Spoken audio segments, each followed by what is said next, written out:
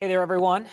Appreciate you joining us for another edition of Beyond the Forecast here on our Thursday. We apologize for it being a little bit later than normal. Just had some things to get through before was able to jump on Facebook and YouTube. So we're going to get things rolling right into it. We're going to start off after showing you how things went today. Got up to 67, which was still shy of normal, but at least we are seeing a little bit of sunshine as we wrap things up today. Low of 56 was a pretty seasonably cool day, and we are going to continue to watch for some of that chillier air to move on out. However, we are going to see a slightly cooler region of air coming in from Canada that envelops the area for Saturday and Sunday. But Monday, Tuesday, Wednesday is when warmer temperatures will move on in, and they'll stay put. Even the cooler region that will try and move back into the Great Lakes will not have a great time doing so.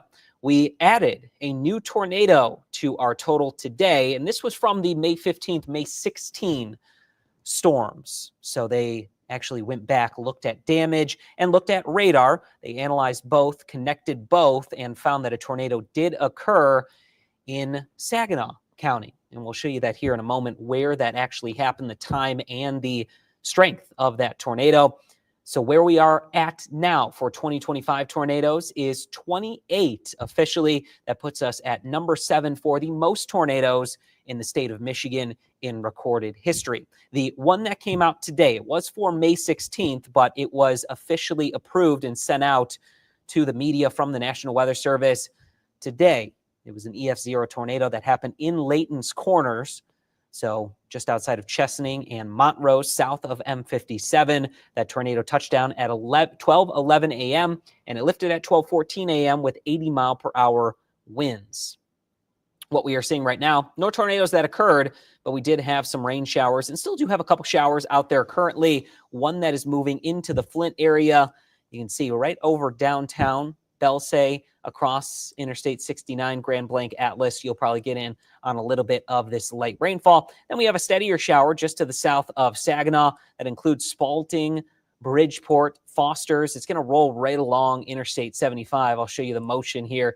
You can see it's pretty much going to the southeast. So if you're towards Taymouth and Birch Run, this rain shower will be in your neck of the woods here soon. Also have a couple showers approaching Alma.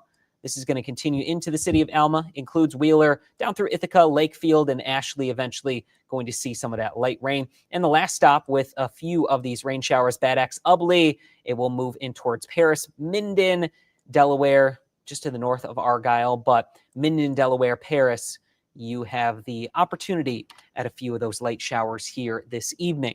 Then we turn our attention to the smoke that could potentially come back in. Not so sure how much of an issue it will be at the surface, but it will be leading to some smokier skies tomorrow. You can see that region of heavier smoke. A lot of this is going to be up in the atmosphere. Afternoon and evening is when we're going to notice it in a big way. It's the first kind of region of wildfire smoke because of the wildfires in Canada that is being sent into the area courtesy of a cold front. It'll get swept out for the day on Saturday, so no issues there.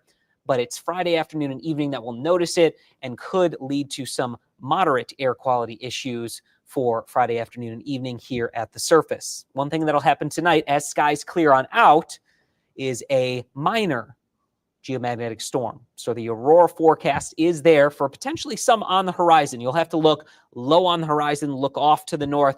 A lot of us won't see anything overhead, but if you look on the horizon and look off towards the upper peninsula, we may just in fact see the aurora borealis tonight. The better opportunity will be up in the upper peninsula and especially up into Canada because it is a fairly weak storm compared to what we typically need to have the aurora happening here in our area. For the lows tonight, we'll be in the upper 40s to low 50s. Skies will continue to clear out, which will give us that view of the potential aurora borealis. You can see by midnight, we've got generally clear skies. Few clouds will linger into tomorrow morning. And then as we go throughout the morning into the afternoon, we'll see that cold front swing on in. It's the afternoon and evening that a few showers and even a rumble of thunder could happen. No severe weather is expected with any of the activity tomorrow. We have a mostly sunny weekend, 66 on Saturday, then 70 on Sunday, We're in the upper 70s Monday, then mid 80s on our Tuesday. Did have to pull those temperatures down somewhat. We're still in the upper 70s on Wednesday, then mid 70s on Thursday, because we will have a weak disturbance that crosses through, gives us a few showers and thunderstorms Wednesday. We are going to see if we can potentially work some of that severe weather out of the potential forecast, because if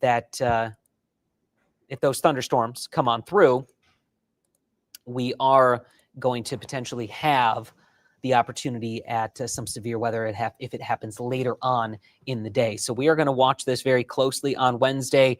Outside of that, we are going to expect quite a bit of sunshine for Saturday through Tuesday. And we do have a high UV index, a very high UV index at that. I'll show you what that is going to be the next several days, so you can kind of get an idea of what we are going to be potentially protecting ourselves from. As it is going to be upwards of around an 8. I'm going to pull that graphic up here and show you what the UV index will be before we let you go. But as of right now, that UV index, it's going to be on the high side tomorrow, very high for Saturday, Sunday, Monday, Tuesday, and then it goes back to the high category for Wednesday and Thursday. Not going to have a ton of sunshine on Wednesday, but still the opportunity is there for enough to break through and give us a potential burn risk between about 20 and 30 minutes the next 7 days. Is there a severe weather risk tomorrow? There is not. We are only under a general thunderstorm risk. So there is the potential of a rumble of thunder, flash of lightning, but no threat of tornadoes, hail, high winds, or flooding, just the smoke in the air and also that risk of a few rumbles of thunder.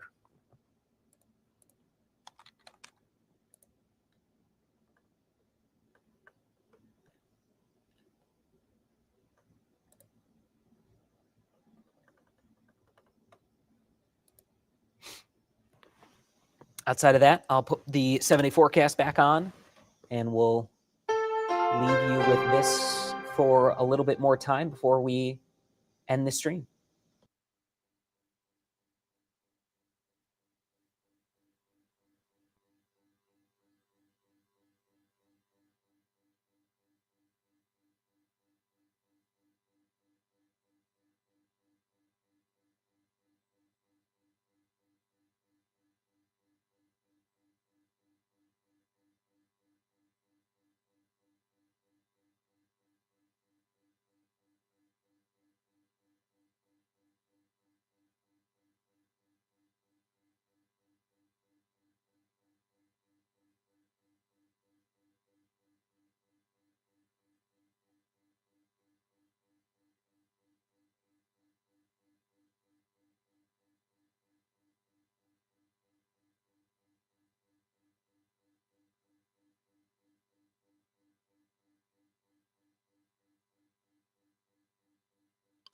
All right, everyone, we are going to wrap things up and the stream here on Facebook and YouTube. As always, we appreciate you joining us on our Thursday evening Beyond the Forecast shows. We'll have another one next Thursday, likely going to talk about the summer outlook as we are getting closer and closer to the beginning of summer, and the first week of June might be the perfect time to do so. Enjoy the sunshine we have on the way. Just remember, there will be some wildfire smoke out there tomorrow from those wildfires burning in Canada. That's coming on in with the cold front. Again, we see that air getting pushed around because of these cold fronts, warm fronts, and that's exactly what's going to happen into the day on Friday. It'll be gone for Saturday.